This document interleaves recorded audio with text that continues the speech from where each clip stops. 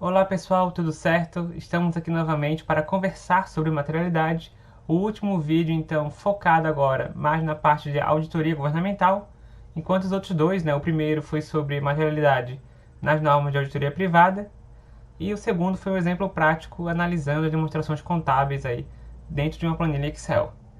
E esse terceiro é mais para finalizar com os pontos principais que nós temos nas normas de auditoria governamental. Então, só para finalizar, toda a parte importante que vocês precisam saber para os concursos da Receita Federal, da Cefaz, que vai abrir então em Minas Gerais, no Acre, vai abrir ano que vem em Santa Catarina. Então é bom já ir se preparando. CGE também. Então tem muitos concursos que caem em auditoria. E materialidade é um ponto que sempre é cobrado, tá bom? Então vamos lá para entender esse contexto voltado à auditoria governamental. Primeiro, dentro da ISAI 100, a materialidade é um dos princípios gerais. Então vejam a importância desse conceito. O auditor, quando ele analisa uma demonstração contábil, quando ele faz uma auditoria operacional, ele analisa o que é material, o que é relevante dentro daquela demonstração contábil e o que ele vai analisar e informar no seu relatório. Tá? Isso é muito importante. Então a materialidade é um item preponderante quando a gente trabalha realmente a auditoria. E é claro que nós temos outros princípios que a gente já conversou: ética, independência, julgamento, ceticismo profissional. Eu até vou fazer um vídeo mais voltado para as características comportamentais do auditor em breve. E algumas a gente já fez aqui, como documentação da auditoria, risco de auditoria. Então são todos fatores importantíssimos dentro da atividade do auditor.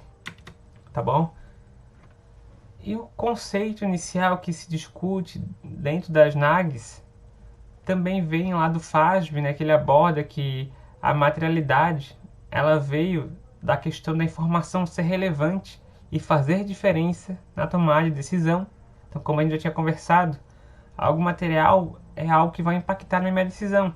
Então, se eu sou investidor ou se eu sou cidadão de um município e descubro o erro X na prefeitura em que eu trabalho, uma distorção na demonstração contábil, se para mim faz diferença como um usuário que toma uma decisão por conta dessa informação, ela já é material, E um outro ponto interessante que é abordado é a diferença entre relevância e materialidade.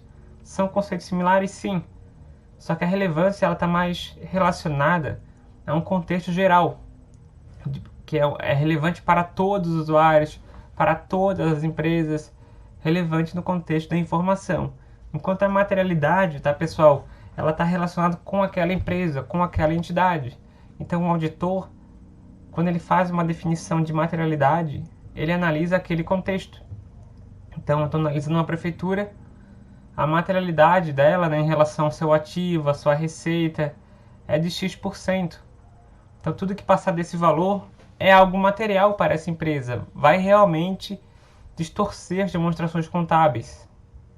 Ou então, se eu estou auditando, por exemplo, a licitação, eu analiso os valores, analiso o total do pregão, eu analiso também os possíveis problemas e defino uma materialidade conforme um erro esperado.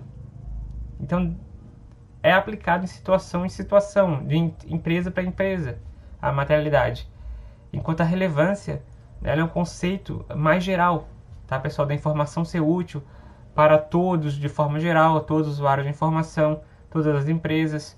É um conceito que vem lá na estrutura conceitual mais amplo do que a materialidade em si, que é para aquela entidade. Tá? O IASB também de auditoria afirma que a materialidade é um aspecto de relevância específico da entidade. Então ela é mais específico de uma empresa, baseado na natureza ou na magnitude dos itens. Então aquilo que eu comentei, às vezes não é só o valor, passou daquele valor ou não. Tem aquele aspecto qualitativo.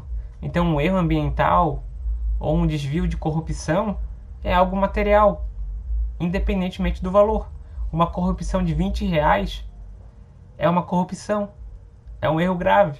Então é algo material independentemente do valor, daquele quantitativo material que a gente comentou, que a gente já conversou. Além disso, as normas também trazem conceitos que a gente já estudou, Mas é importante reiterar que também vem nas normas de auditoria governamental. que os auditores devem analisar a materialidade durante todo o processo de auditoria. Isso vocês precisam gravar, não é apenas no planejamento. É no planejamento e execução, tá? E isso aqui é importantíssimo. Outro ponto é que a materialidade está relacionada com o julgamento. Então, novamente, vem esses dois conceitos sendo interligados. O que é relevante dentro do conceito, dentro do contexto da entidade, depende do julgamento do auditor, né? E ele vai fazer essa avaliação conforme os usuários da informação contábil, conforme o que ele conhece, tá? E além disso, como eu já tinha comentado, a materialidade ela não é apenas em termos de valor, em termos quantitativos. Ela também analisa aspectos qualitativos, isso aqui já cai em prova. Então a materialidade não é definida apenas em valor. Ela também tem que analisar os aspectos quali.